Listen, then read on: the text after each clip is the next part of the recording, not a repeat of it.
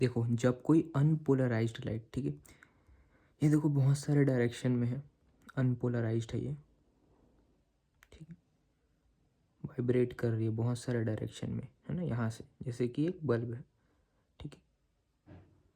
तो ये जब किसी पोलराइड से गुजरती है, ठीक है, ये जब किसी पोलराइड से गुजरती है तो वो एक डायरेक्शन में हो जाती है।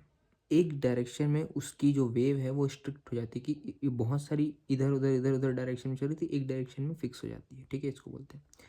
अच्छा, इस क्वेश्चन में हमसे बात किया गया है कि ऐसे कितने नंबर्स ऑफ पोलराइड लगाऊं, ठीक है, सच दैट सब जो है वो 45 डिग्री इंक्लाइंड है। 45 डिग्री कहने का मतलब देखो ये एक, और इस क्वेश्चन में ध्यान सुनना कि ये एक अनपोलराइज्ड लाइट, ठीक है, अगर किसी भी पोलरॉइड से क्रॉस करता है तो उसकी जो इमर्जेंस जो वेव होती है, ठीक है, लाइट की, वो I0/2 हो जाती है। चाहे इसकी एंगल कुछ भी कर दूं मैं, ठीक है, इधर उधर, ठीक है, उससे मतलब नहीं, यहाँ पर मैलस लॉ नहीं अप्लाई होता। इसके बाद अप्लाई होता है यहाँ से, जब एक पोलराइज्ड लाइट किसी पोलरॉइड से क्रॉस करती है, यहाँ पर अप्लाई होता है मैलस लॉ, यहाँ पर अप्लाई नहीं होता। ध्यान सुनना, जब भी अनपोलराइज्ड लाइट किसी पोलराइड से क्रॉस करती है तो इंटेंसिटी उसकी हाफ हो जाती है। और जब यही पोलराइज्ड लाइट है ना, यही पोलराइज्ड लाइट, अगर देखो ये पोलराइज्ड लाइट है ना, ये पोलराइज्ड लाइट किसी पोलराइड से क्रॉस करती है तब इसमें मैलस लॉ लगता है, ठीक है। आई होप सो समझ आ गया होगा। अब पोलराइड देखो ऐसे रहता है, ठीक है, बहुत सारे ऐसे ऐसे रहते हैं, मैं समझा देता हूँ। अब क्वेश्चन करते हैं। तो क्वेश्चन में आगे बढ़ने से पहले देखो ये पोलराइड है, ठीक है, ये पोलराइड है, तो हम इसे कैसे मानते हैं, ये देखो ये किसी, ठीक, पोलराइड वैसे इधर इधर भी ऐसे लगा रहता है, मैं सिर्फ समझा रहा हूँ। तो मैलस लॉ कहता है कि आई इंटेंसिटी, अगर इसमें से मैं लाइट भेज रहा हूँ, मान लो ये पोलराइड है, इसमें से लाइट भेज रहा हूँ, ठीक है, पोलराइज्ड लाइट, मैलस लॉ बोलते हैं पोलराइज्ड लाइट, तो ये निकलने वाली इंटेंसिटी इसके थीटा पे डिपेंड करेगी कि इस पोलराइड को तुमने कितना एंगल घुमाया, ठीक है, यहाँ से, ठीक, यहाँ से ऐसे। तो I is equal to I0 cos square, है ना, कॉस स्क्वायर थीटा, यही होता है ना, ओके ओके, हाँ से। तो ये होता है मैलस लॉ, यही बोलता है, यही है आपका मैलस लॉ। लेकिन ये जो आ रहा है ना वो लाइट, ये पोलराइज्ड होना चाहिए भाई, तभी अप्लाई होगा, ठीक है।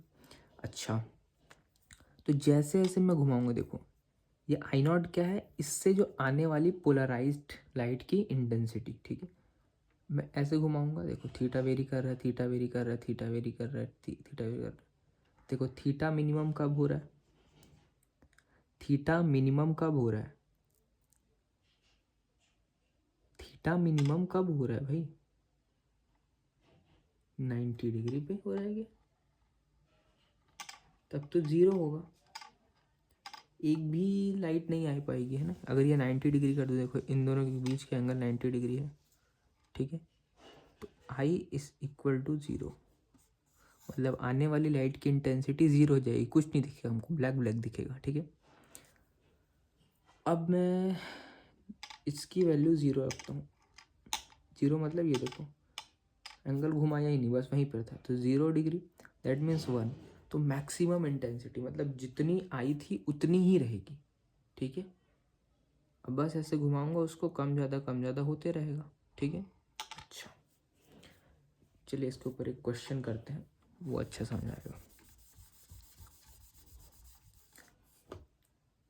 तो क्वेश्चन में ये कह रहा है कि कितने नंबर्स ऑफ पोलराइड रखूं कि उसकी इंटेंसिटी I0/64 हो जाए, ठीक है, पूरे, और सबको मैंने 45, जितने ही पोलराइड रखे हैं सबको मैंने 45 डिग्री रोटेट कर दिया है, ठीक है। चेक करते हैं, देखो तो पहला लाइट आया आई नॉट का, मान लो आई नॉट का आया, इसको ये अनपोलराइज्ड आया। देखो क्वेश्चन में कह रहा है अनपोलराइज्ड लाइट आया, ठीक है। सबसे पहले तो अनपोलराइज्ड आया, ठीक है, अनपोलराइज्ड लाइट।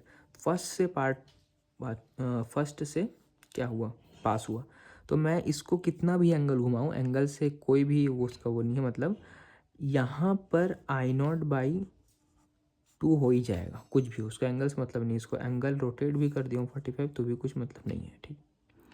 अब मतलब रहेगा, अब देखो, अब यहाँ से क्रॉस होगा तो ये होगा 45। अब यहाँ पे मेलस लॉ लगेगा, तो आने वाली लाइट की इंटेंसिटी आई नॉट, तो ये वाली लाइट की इंटेंसिटी कितनी होगी, I is equal to I naught by 2। ये देखो आने वाला कॉस, इसको कितना डिग्री रोटेट किया, क्योंकि ये पोलराइज्ड लाइट आ रही है ना, कॉस स्क्वायर 45, तो 45 डिग्री यानी कि 1 बाई कितना, पाई बाई 4, है ना।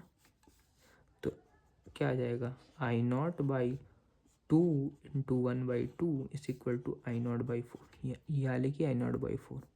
और ठीक यही फॉर्मूला सब में अप्लाई करते जाना है, ठीक है।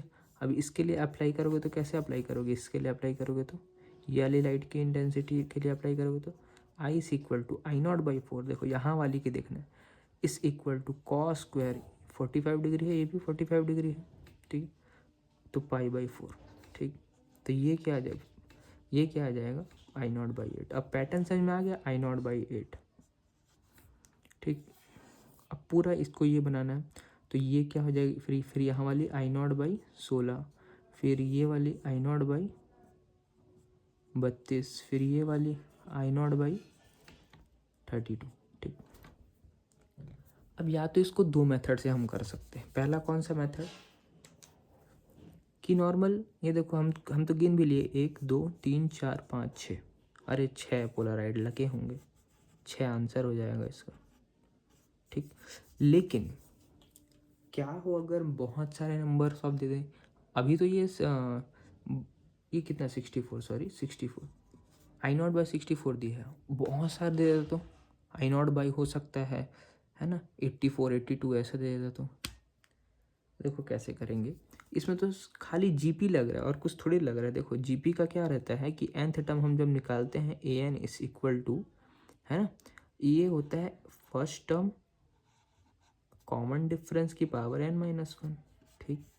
तो वो तुमको देगा लास्ट टर्म, ठीक है, लास्ट टर्म दे देगा। मान लो अभी के लिए लास्ट टर्म इसका है, अगर ऐसे करते जा रहे हैं तो हम आई नॉट को कॉमन ले लेंगे और 1/2 देखो होते जा रहा है ना, 1/2 है ना, और 1/4, उसके बाद 1/8, ठीक है, 1/16, फिर 1/32, है ना, ऐसे ऐसे मान लो करते करते 1/64। तो लास्ट टर्म ये रहा, तो 1/64 लास्ट टर्म हो जाएगा। A1 क्या होगा 1/2, ये देखो ये A1 होता है। R क्या है कॉमन डिफरेंस 1/4 1/2, तो इसका कॉमन डिफरेंस क्या आ गया 1/2, ठीक, कि रेशियो कॉमन रेशियो, ठीक है, और n-1। देखो ये कटा आपका 1/32 is equal to 1/2 to the power n-1, okay.